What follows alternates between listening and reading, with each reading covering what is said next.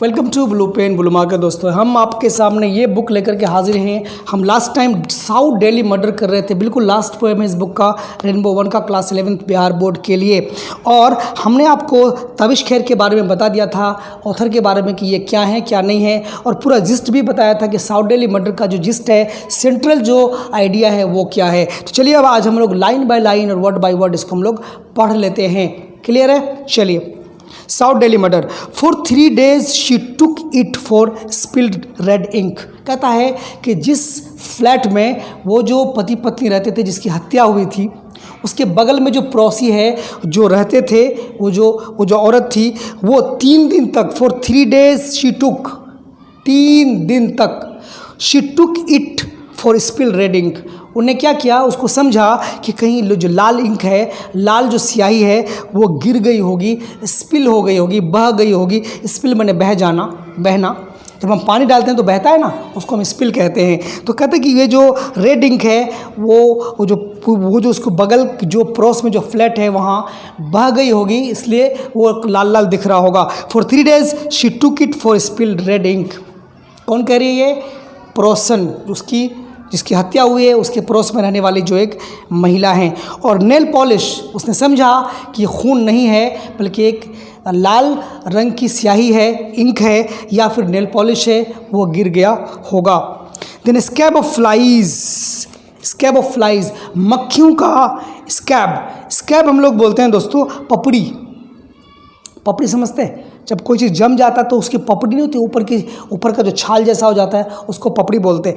Then scab of flies peeled to hint at the wants. कहता है कि जो मक्खियाँ थीं है ना, और वहाँ जो पपड़ियाँ थीं, वो जो मक्खियाँ उड़ रही थी, मतलब मक्खियाँ बैठ रही थी, उड़ रही थी, तो ऐसा फील हो रहा था कि मक्खियों की पपड़ी उड़ रही है।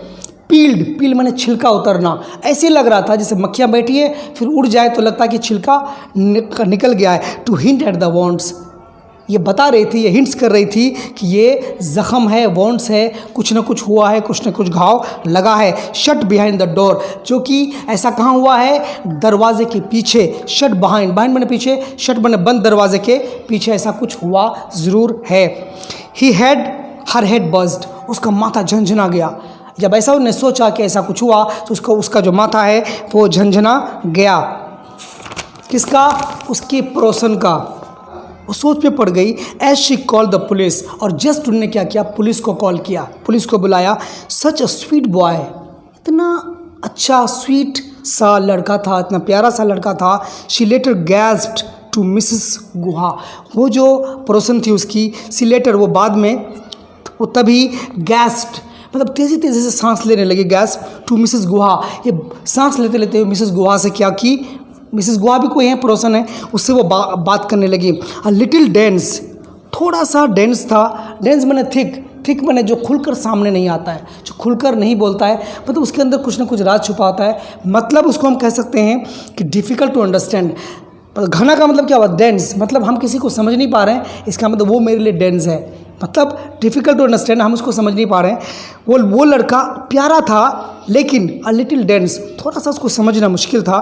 But smiling and so sweet, लेकिन वो हंसता रहता था और बहुत ही प्यारा था, बहुत ही मीठा था।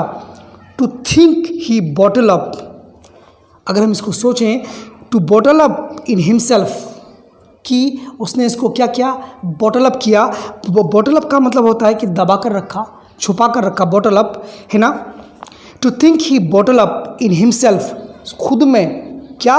द रेंज ऑफ 26 स्टेप्स, 26 चाकू मारने का, क्या? चाकू मारने के रेंज माने दायरा है ना। 26 बार, मतलब वो लड़का, वो स्वीट लड़का, वो इतना अच्छा सा लड़का 26 बार कैसे किसी को चाकू मार सकता है? 26, फिर वह 26 ताज्जुब में पड़ जाती है वो। यू नेवर कैन टेल, तुम कभी ऐसा नहीं कह सकते। विद दीज पीपल, ऐसे लोगों को कभी यकीन करना बड़ा मुश्किल है कि वो क्या कर जाएं। नो नॉट एवर, कहते नहीं, कभी नहीं कर सकते। ऐसे लोगों पर विश्वास हम नहीं कर सकते। एक अच्छा और प्यारा दिखने वाला लड़का, स्वीट सा लड़का, किस तरह से अपने आप में ये दबा कर रखा कि 26 बार उन्होंने स्टेप किया, उसको चाकू से क्या किया, ज़ख्मी किया। To which Mrs Guha sadly shook her head, shook her gold earrings. इस बात को जब उसने कहा, उस पड़ोसन ने कहा, टू विच मिसेस गुहा, जो वहाँ मिसेस गुहा को जो बात कह रही थी, उन्हें शुक हर, उन्हें हिलाया, शुक हर गोल्ड इयररिंग्स, अपना माथा हिलाया तो साथ उसका जो इयर रिंग्स था, जो कान में जो उन्हें रिंग्स पहने हुए थे, है ना, इसको हम कर्णफूल कहते हैं, वो भी हिलने लगा। तो ऑफिसर हु टर्न अप, चूँकि उस पड़ोसन ने पुलिस को फ़ोन किया था, पुलिस वहाँ पहुँच चुकी थी। जो पुलिस का जो ऑफिसर था, who turn up with no policeman, with 2 policeman, वो आया वहाँ पर 2 पुलिसमैन के साथ आया। Also shook his head when told of the old couple, उसने भी अपना माथा हिलाया। किसने?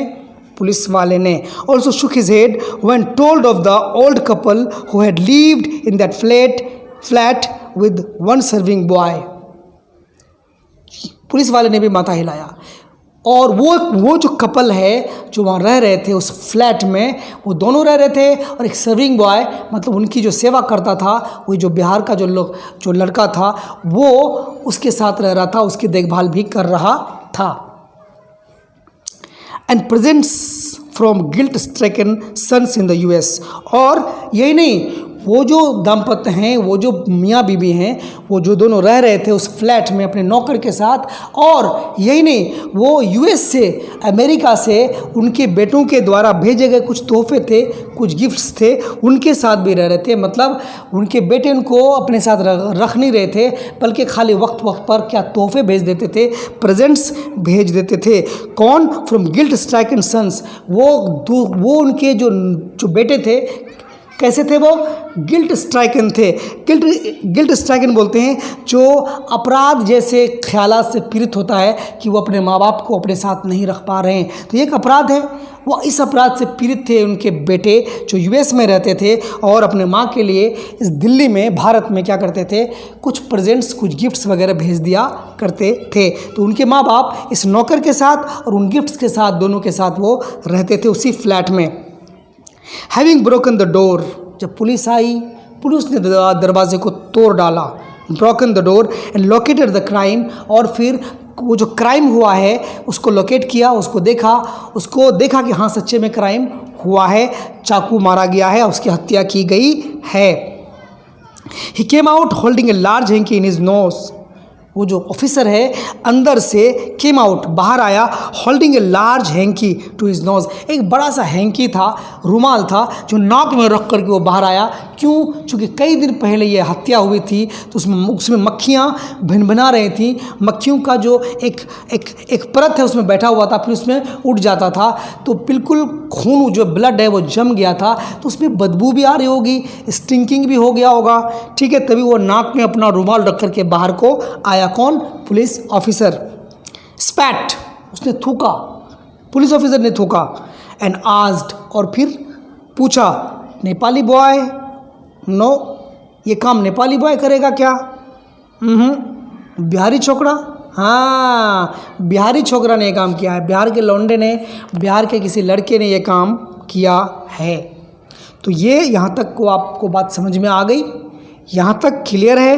तो ये जो साउथ दिल्ली मर्डर का जो फर्स्ट जो पार्ट है बाबू, ये जो क्वेश्चन आंसर्स हैं यहाँ से पहले हमने पूरा कर दिया।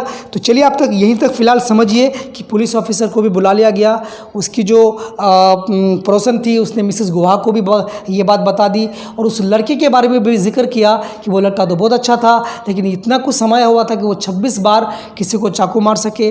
बड़ा दुखद था। पुलिस आई, पुलिस उसको दरवाजे को तोड़ा, वो अंदर गई, देखा पूरा बदबू कर रहा है, वो तो हैंके रख करके बाहर आया। फिर उसने कहा पुलिस वाले ने कि ये जो काम किया गया काफ़ी सफाई के साथ किया गया है, और ये काम किसी नेपाली लड़के का पता नहीं, तो किसी बिहारी लड़के का, बिहारी छोकरे का? कहता हाँ, किसी बिहारी छोकरे ने ये काम किया है, क्योंकि उसके घर में बिहारी छोकरा ही एक सर्विंग बॉय के रूप में उसको देखभाल करता था। तो चलिए आपको कैसा लगा?